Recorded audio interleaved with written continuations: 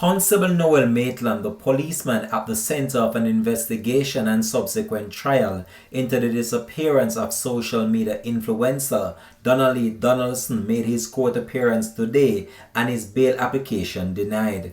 Hi again and welcome. This is Link 007 TV News Report, and we'll be right back with the full and exclusive details to come. Welcome to Link 007 TV News Report, providing you with the best in local and international news updates.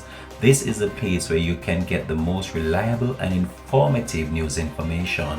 Link 007 TV News Report.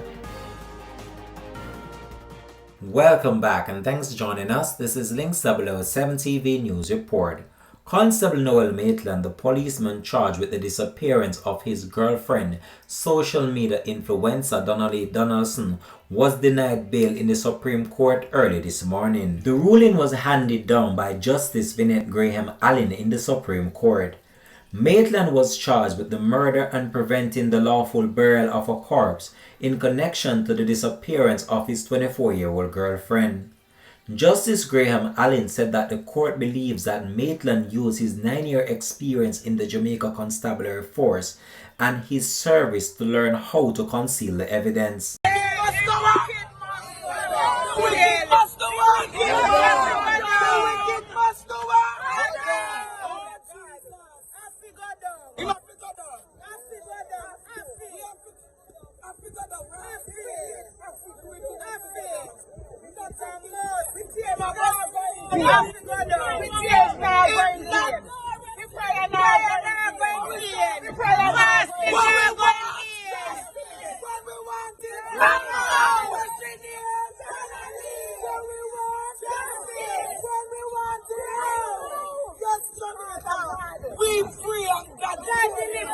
The judge stated that Maitland's ability to interfere with the witnesses and his willingness to dispose of the evidence is concerning.